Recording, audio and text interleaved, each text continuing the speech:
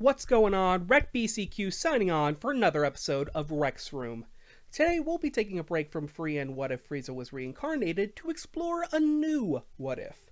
And since apparently I've turned this channel into a Dragon Ball channel, this story will also be set in that universe. As for the story itself, this was born out of me thinking about Dragon Ball What Ifs I've seen over the years. This led to me remembering a common What If scenario in the community, being what if Goku married Bulma. As explained by Moscow X in his version of that story, there are hints that the two could have possibly gotten together. However, Bulma decided not to pursue that once Chi-Chi came into the ring, as it were. After thinking about that story for a bit, I grew a fascination with it. However, it might not be for the reason you'd think.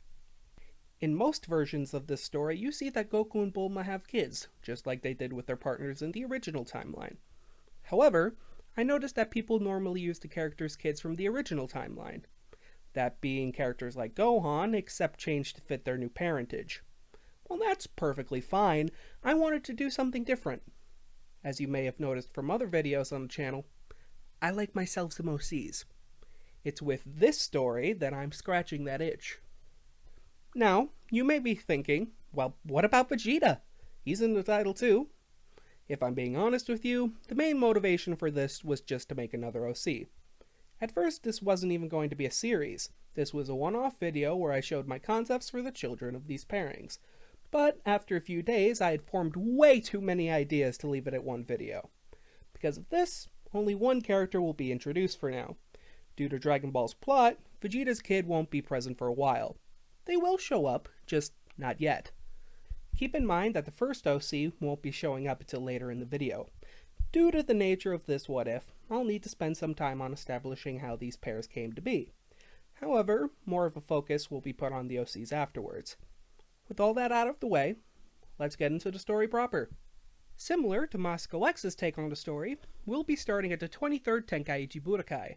For our purposes, we'll be starting where Goku meets his friends for the first time since leaving to train with Kami. Most of the interaction is the same, but this time, as the group go their separate ways, Bulma stays to talk with Goku. Like in the original, she does feel some attraction to him. While originally Bulma just internalizes this time she's feeling a little more feisty. Hey Goku, can I talk to you for a little longer? Oh yeah, sure Bulma, what's up? I know we said this already, Goku, but you really have changed quite a bit. I hadn't really thought about it, but yeah, I guess that's true. You have grown into quite the man now. Yeah, I did turn 18. That's not what I meant. Bulma grabs Goku's sleeve and pulls him in a little closer. I'm trying to say you've caught my interest. Goku looks at her slightly confused. Oh, do you want to learn how to fight now? After that, Bulma realizes that being flirty isn't going to work. Bulma thinks to herself, right, he might be hot now, but he's still Goku. Goku, I'm trying to say I think you're handsome. Oh, thanks. I think you're pretty. Not expecting that from Goku, Bulma blushes a bit. Really? You think so? Yeah. Well, I guess you have grown into a gentleman after all these years. I guess the stuff you taught me stuck around a bit. I guess so. Just as Bulma was about to see Goku off, some black-haired girl comes around the corner. She notices Goku and immediately walks over to him. Goku, I haven't seen you in so long. Hello. Goku just looks at her confused. The girl, still seeming a bit shy at the moment, simply asks, So, what are you up to? Well, I just said she was pretty. This angers the girl. What? You jerk! The girl slaps Goku and stomps off. Goku watches her leave and wonders, what's her problem? After that, Goku and Bulma head off to their separate rooms. As she leaves, Bulma can't seem to get that conversation out of her head. That night, Goku and Krillin are hanging out in their hotel room. Krillin had been avoiding asking about this, but he just had to. What did Bulma pull you away to talk about? Goku just responds without much thought, saying, Well, she said I was handsome. She said that? Goku, I think she's flirting with you. What's flirting? Krillin rolled his eyes. That's what someone does when they want you to date them. Oh, really? But isn't she dating Yamcha? Don't worry about it. Seems like she likes you. You should try to ask her out. Like, to dinner? Yes! Sounds great to me. I'd love to get myself some grub. Krillin just sighs at that and gets under the covers. At the same time that conversation is happening, Bulma is with Launch in their room, pacing around nervously. Are you okay, Bulma? Launch, currently in her nice blue form, taps the bed, signaling Bulma to sit down with her. Bulma takes a deep breath, collects herself, and sits down. I don't believe I just did that. Did what? I flirted with Goku. Oh, that's so cute. What do you mean, cute? You two always get along so well. Watching you two together was always so cute. Bulma blushes a little bit. But he's just a kid. You realize you aren't that much older, right? Bulma thinks about it for a second and shrugs. I guess so. But what about Yamcha? That's your call. If you like Yamcha more, go for him. If you like Goku more, pursue him. Either is fine as long as it's what you want. Alright, well, I'll think about it. From then on, most of the tournament stays the same. The only difference is that Bulma is paying a lot more attention to Goku. Not really doing anything flirty, just staying near him. Goku wasn't sure why Bulma was doing this, but he didn't mind it either. He liked Bulma. She's pretty cute, too. He didn't really know what to do with that thought, but still. It was nice, having her around. Things stay like that up until the end of the fight between Mercenary Tao and Tien. As everyone's getting ready for the next fight, Bulma pulls Goku to the side. You know, Goku, I know that we've just been friends all this time, but I was thinking that maybe we could go on a date? Goku thinks about this for a second, not really sure what a date is. After a little bit, it clicks for him. Oh, is a date that thing Krillin was talking about? Where we go to dinner? Bulma giggles a little bit. I suppose that's right. Does that sound good? Goku nods his head enthusiastically. Sounds great! I love dinner! Bulma just shakes her head and laughs. That's good enough for now. Goku walks into the arena to meet the same black-haired girl from before. Oh, I remember you. You do? I was hoping You're the girl who slapped me! Are you kidding me? Without a second thought, she jumps forward to fight. As in the original, the two spar for a bit until the woman reveals herself to be Chi-Chi. She reminds Goku of how he promised years ago that he would marry her. Goku responds with, I guess so, but first I told Bulma we'd go on a date. The audience went silent. It became clear to everyone, especially Bulma, that Goku still had no grasp on what a date or marriage was. Chi-Chi, on the other hand, was mortified. What the hell? Do we even get what marriage is? Goku was taken aback by this. Did I do something? I don't get what... Forget it! Obviously that promise meant nothing to you.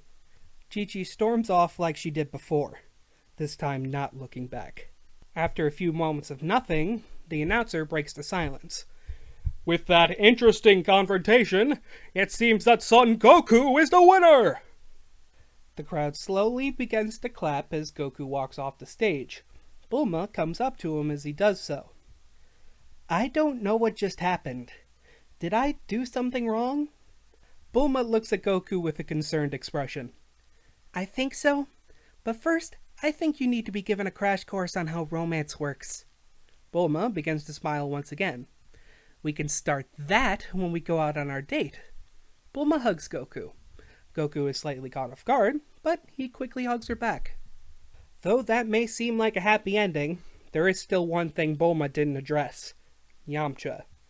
As you may imagine, he isn't happy. Yamcha walks over to Bulma. He looks upset, but strangely calm at the same time. So, were you going to tell me about this, Bulma? Yamcha, I'm so... Save it. I get it. I'm not as strong as Goku. Not as cool, either. I never thought... But that's fine. You do what you want. I'm not going to fight it. I hope you two are happy together. As Yamcha begins to walk away, Bulma goes to run after him. Before she can, Goku grabs her arm. I don't think he wants to talk right now. Just let him be. Bulma, still looking at Yamcha, stops resisting. She looks down and crosses her arms, feeling very guilty. This time, Goku hugs Bulma. He can see she needs some comforting. From here on, the arc goes the same as it did in the original. Now, before we move forward, I do want to address something regarding all of what just happened. The rough part about this concept is that there isn't much time for the couple to get together. This leads to there not being much time for Bulma to decide to break things off with Yamcha. With Goku, it's easier since he doesn't really understand what he had agreed to years ago. Since Bulma doesn't stay with Yamcha in the original story either, I'm just gonna say in this case that their relationship had been a bit rocky as of late.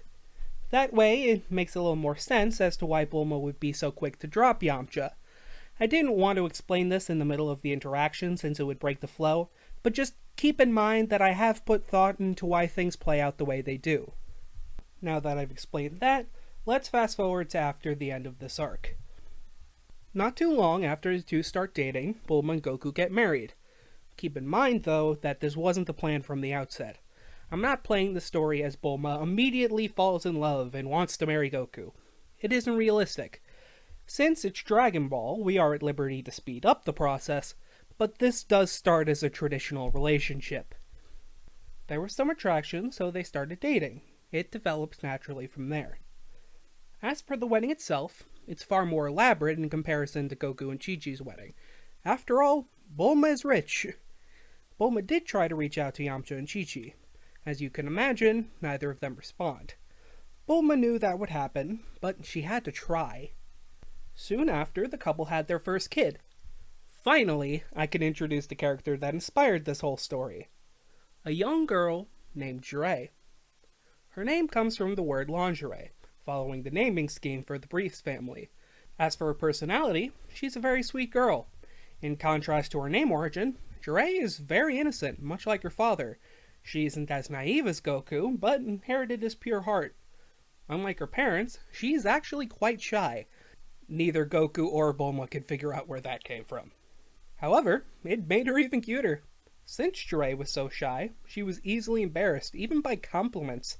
If anyone would call her cute, she would blush, look away, and wave her hand at the person, asking them to stop. The compliment clearly made her happy, but it was a bit too much for her. This even happened with her parents. Bulma especially would take whatever chance she'd get to call her daughter cute. The reaction was just too adorable. Jiraiya developed into quite the fighter as well. Unlike Chi-Chi with Gohan, Bulma was far more accepting of Jiraiya training with Goku. It gave Jiraiya a chance to bond with her father. It was also great since Jiraiya didn't seem as timid when she trained. Goku and Jiraiya both had so much fun training with each other. After training, Goku would tell Jiraiya stories from his childhood and do goofy things to make her laugh. It was interesting though. Goku would look at Jiraiya sometimes and get a weird feeling of deja vu. She reminded him of someone, but he couldn't remember who. Jiraiya had also spent time building machines with her mother. It was all base level stuff at the moment though. She was still young and had a lot to learn. Jiraiya was also quite the little fashionista. She definitely got that from her mother. Eventually, she even tried making her own clothes. It started off when one day Jiraiya decided she didn't like the gi she used for training. At the time, she would just use the classic turtle school gi. That was fine, but it wasn't her style. She ended up throwing some clothes together to make her own custom gi. It was mostly reusing old clothes because she was a bit young to be using needles like that. She ended up being really happy with her new gi. It was comfortable, great for training, and the skirt added a feminine touch. For someone who seemingly didn't like bringing attention to herself, she did make an effort to stand out. Her mother's influence was coming in, whether she liked it or not. A few years later, Bulma and Goku finally go meet the rest of the crew at Kame House. The group is happy to finally meet Jiraiya. They were told she existed, but the idea of Goku having a kid was still weird to think about. Everyone loved interacting with Jiraiya. She was a little sweetheart. It took some time for her to warm up to them, though. But once she was comfortable, she had a lot of fun. She liked Krillin the most. He was so goofy and fun. Plus, she thought it was funny to press a dot on his head like buttons. Bulma went to stop her, but Krillin just waved her away. Even he thought it was pretty funny. After a while, the group sense a large key signature coming their way.